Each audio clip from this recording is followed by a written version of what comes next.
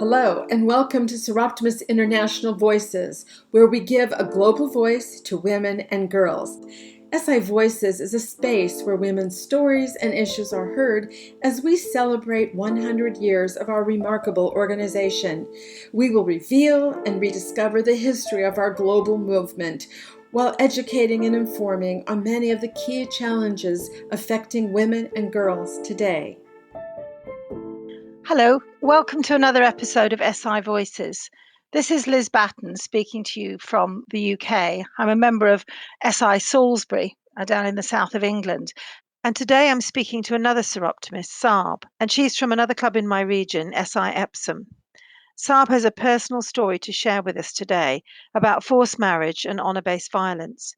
Before we hear from Sarb and her first-hand experience, I just want to really set this in context by talking to you about what the UN definition is of child marriage and forced marriage, sometimes referred to as CFM in shorthand. Child marriage is any marriage where at least one of the parties is under 18 years of age, the UN say. And they say that forced marriage is a marriage in which one and or both parties have not personally expressed their full and free consent to the union. A child marriage is considered to be a form of forced marriage given that one and or both parties have not expressed full, free and informed consent. Well, my friend Sarb is a bit of an expert on this, having actually been part of a forced marriage and now campaigning very hard on the subject as well as on honour-based violence. Sarb, it's lovely to have you on the call today. Thank you. Thank you for inviting me. And we're looking forward to hearing your story. I'm going to say at the very beginning that Sarb's written a wonderful book, Shamed, which is an excellent book, I have to say, which if you're like me, once you start reading it, you won't be able to put it down. She's an author, she's an international speaker, she's a campaigner, as I said, against forced marriage and honour-based violence. She's also a former police community support officer, and she's assisted now with a new charity called True Honour. So Sarb, I got to know you in our region. Probably most important to me is you're a Soroptimist, which is wonderful. I wonder if we could just start by telling me a little bit about you and your early life. I was born in the UK. My parents came over from India in the 1960s. When they came over, they had no language skills, no jobs, no friends, nothing at all. They had to start from scratch. I remember growing up in that culture was really, really difficult. My parents were strict. But when we got to meet some other families, I realised my parents were not as strict as some of the other families. My life was pretty much going to school and home. So I couldn't mix with other friends at school. I didn't have any after-school parties, birthday parties, sleepovers. That was completely not allowed in our culture. At times, I wanted to meet my friends, maybe after school for a short while, and my parents said that's not allowed. So anything my parents said that was normal to me. I couldn't really go outside that circle. I remember we lived in a 3-bedroom normal standard house. There's 3 families, my mum and dad, and my grandparents and uncle and aunt. So all 3 of us were living in one 3-bedroom house. And I remember it being quite tight, quite cramped. But again, that's how it was in those days. We all had to survive in that one little place. There was no privacy for any of us. And it's really, really difficult. As a young person, as a young girl, I had loads of responsibilities. I had to look after my siblings, my cousins. So I found at a young age, I had to grow up really, really quickly. So I really couldn't do a lot what my other friends were doing. So it's quite difficult for me. Yeah, thank you, Sabi. It sounds like it was a difficult time as a teenager. In the book, you talk of the time that you visited India when you were 11 years old. What happened when you were out there? I remember going to India with my dad. My dad said to me, we're going to go to India so you can learn about our culture a bit more, meet your grandparents out there and your uncles and aunts. And to me, it looked like it was a short holiday for about 3 to 4 months. When we got there, my dad said that he was going to go back home and get my mum and come back. So I made a bit of a fuss. I was quite young at that age. I must have been about maybe 11 years old. And being away from my parents, I found it really, really difficult. And I remember kind of getting really, really upset and emotional, saying to my dad, take me with you. I don't want to be left alone with my grandparents because I didn't really know them. I couldn't speak Punjabi. They couldn't speak English. So communication was really, really difficult. But my dad said that, no, you stay here, learn about the culture, and I'll come back and pick you up. But those months ended up in 2 years. So I was missing away from my parents, my sisters, my brother, my cousins, 2 years in India was really, really hard for me as a young girl. My body was changing. I was becoming a teenager, becoming a young woman, and I kind of needed my mum with me. And I've just found it really, really difficult. It must have been. And I think navigating between the cultures of your family must have been very hard. Now, you did come back to the UK and you went on to study your GCSEs, but as you said, it was a struggle because you spent so much time looking after some of your young cousins and so on. But then you went on to study office skills, but your life was changed completely at the age of 19, and you were introduced to a man who you were expected to marry. When I became 19, my family introduced me to this guy. I met him. This guy seemed okay, and the family seemed okay, but I wasn't happy with. I wasn't happy to go ahead with that proposal, and I said to my parents, "It's not for me." My dad sat me down and he said to me, "What is the problem? Why is it? Explain to us what's wrong with him. Why don't you want to go ahead?" And I couldn't really tell him. I found it so difficult to help them understand that. But from my point of view, I was getting this really strong feeling, a gut feeling, something telling me this isn't right for you not to go ahead with it. And I was trying to explain that to my parents, but they wouldn't understand. They saw me as a young girl, naive, and they said that, we're responsible adults, we know what's best for you. So I couldn't really argue. But I carried on saying no. Then my dad spoke to one of my uncles. My uncle came over. He sat me down and he said to me, "Look, you're just making a big fuss of this. You need to understand that he's educated. He's got a really good job. The family are well connected in the community. Everybody knows them. They go to the local temple, and you're not going to find a better match." So I felt I was pressured. I was pressured with all that. And I thought, I haven't got a way out. I just feel trapped. I really felt trapped and isolated. I thought, I'm not going to get, nobody's going to understand. It's something I've got to accept. And in the end, I did accept it and I just went ahead with it. Maybe now is a good time to sort of just remind people this all happened, of course, back in the late 1980s. 2011 was made a crime over here. There's over 1,000, about 1,300 cases a year that the forced marriage unit in the UK deals with. And since it became illegal in the UK, there have been 11,000 cases taken to prosecution. So the government is trying to do something about it, but we fear, don't we, that it isn't actually addressing the whole problem, although it is better than it was, back in the 1980s when it happened to you. Yeah, I would say it's much, much better than it was years ago, but we've still got a long way to go. There's so much awareness that needs to be done. And the figures we're talking about at the moment aren't accurate figures. They're kind of, there's more figures out there because they're hidden. There's so many victims out there who don't come forward, who don't go to the police, who don't go to other agencies to report it. So we don't know what the right figures are, actually, because there's so much more out there.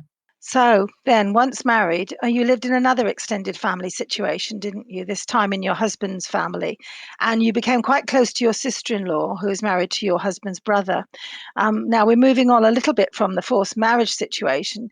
So tell us about Surjit and her marriage and your relationship with her. I did. When I got married, I ended up in another family, which were even more strict than my own parents. I got to know my sister-in-law, Sergio. She was married at the age of 16, forced marriage. She probably met the man once, maybe, before she got married, just to introduce each other. But I remember her telling me that, she was really, really upset. It wasn't her choice. She was forced in that situation. And being as young as 16, you don't really know anything about marriage. You're so young, you just left school. You just want to be happy and make friends and be the person you want to be. But she was forced in that situation and she had to make a go of it. And moving into a strict family home, that must have been really, really difficult for her, really upsetting and hard for her. Again, she had no choice. It was, looking back now, it was all done to save their family honour. So honour in our culture is really, really big. We are taught from day one what honour means. And if you step outside that honour, you're going to have to be dealt with. So every time something happens, you've got to think twice. As when I was growing up, my parents always said to me, "You can't do this. It's going to offend our family honour. You can't do this. You can't wear this. You can't speak to so and so." As a young girl looking at my friends at school, you would think that they go after school parties, they're doing activities like basketball or netball. I want to do that as well. But my parents said, "No, it's not. It's against our family honour. We don't do those kind of things. We know your life is just going to school, back home, and that's it." So it's really, really difficult for both of us living in that family. So tell us the story then. Surjit went to India, didn't she? And she didn't come back. And tell us how you found out what had gone on. Well, as Sergi was getting used to living in that family, she realised there was a lot of pressure on her. She felt restricted and isolated and controlled, and she didn't want that life. She was only 16. She wanted to get a job, and the family always said to her, you don't need to get a job. You're going to be a housewife, you're going to have kids, and that's going to be your role. And as a young person, she wanted more from life. She tried getting a job a couple of times. The family always stopped her, saying that, no, you're not going to go out to work, you're going to stay at home. Eventually, she got a job at Heathrow as a customs officer, and that made her really, really happy. She started making new friends, socializing. And eventually, she started becoming a bit westernized in the family's eyes. And they were trying to stop that, saying that you can't behave like this. It's against our family honor. You can't let your hair down. You can't cut your hair. You can't wear westernized clothing because it's not acceptable. Only because of that, they decided to take her to India in 1998 because she was not behaving as a dutiful wife. They took her to India, but before they took her, my mother-in-law sat down and had a meeting with certain family members. I said that Serge's behaviour was getting out of control. We had to put a stop to this, that she couldn't let this carry on because it was offending her family honour. So on the day they left, I wanted to speak to Serge and warn her and say, don't go to India, it's not going to be safe for you. This is what I've heard.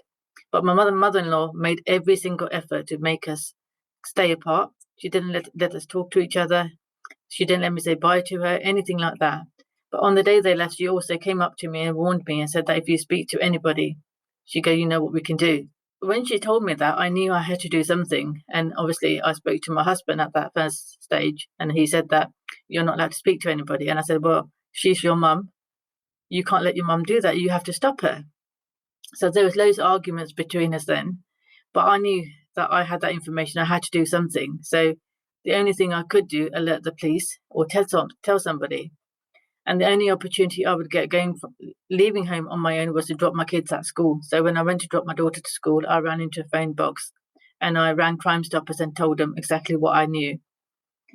And then I wrote a letter to the police as well on the next day saying that Serge has been taken to India. This is what the plan is. This is what my mother-in-law said to us.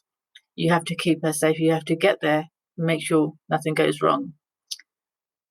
And all that went on. Then after 2 weeks, my mother-in-law came back from India. And there's no sign of Serge at all. I didn't know exactly what was going on, but actually, I kind of believed that she wouldn't do this. She would, because that was her daughter-in-law, her son's wife.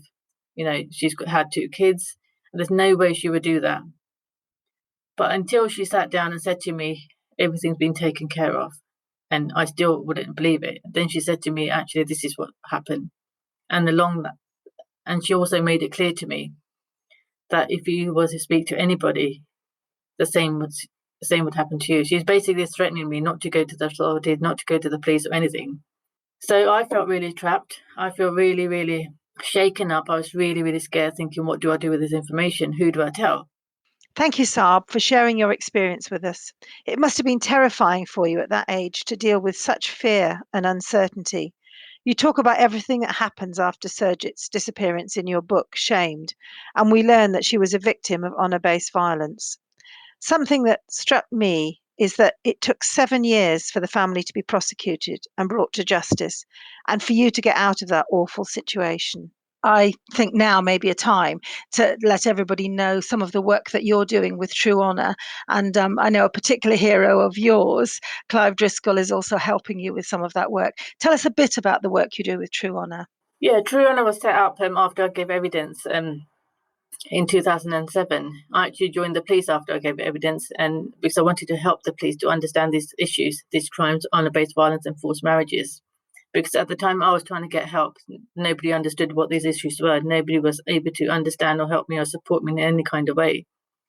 So I joined the police for only that reason, so they would understand, and also understand from a victim's point of view that why they don't come forward to seek help, why they don't trust the police. And then after 5 years, I set up True Honour because I wanted to raise more awareness to agencies and frontline professionals. And we do, as a charity, go across the country, help every single frontline professional to understand honour-based violence and forced marriage and other hidden crimes as well. Clive Driscoll was the senior officer who investigated Serge's murder. He's now retired. He is our deputy chair of True Honour, and he supports me on the charity to make sure the victims are fully understood, victims are fully believed and get the support they need. Because even today, I believe that if he hadn't supported me the way he did, I probably wouldn't be here today. he was the only officer who actually did understand and believed me and got justice for Sergio and supported me and my kids. So there are victims out there who come to the charity, and we fully understand what they're going through. We sit down, we talk to them, and we believe them, and we give them the support they need. And some victims find it so difficult to speak about what they're going through because I've been through it and I've lived it, and I know and I fully understand what they're going through. I kind of share some of my story with them to help them understand that actually they're not alone. I've been through it myself. And I'm really, really pleased to say that it has helped so many victims out there. So many victims, after speaking to us, have actually decided to go to the police to make a statement and report whatever abuse or crime they're going through. And that, I think that's really, really what makes the difference. If we can save one life at a time, it would really be worth doing what we're doing.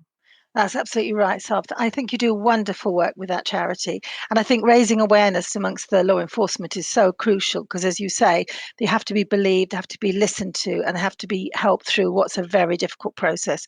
And of course, raising awareness amongst young women and I guess men as well, but particularly women, of what the law says and how they can get help and where to go to do that and giving them that support. Well, obviously, something we can say to people listening to this is raising awareness of this issue is important with everybody, but particularly looking for perhaps work colleagues or people they know that might be looking vulnerable, might be looking distressed, might be in a place like you were those years ago and not knowing who to turn to and supporting them and pointing them, signposting them to the right places to come. And of course, reading your book, Shamed, which I know the proceeds of that go towards supporting the charity, don't they? So that's another good thing that everybody can do.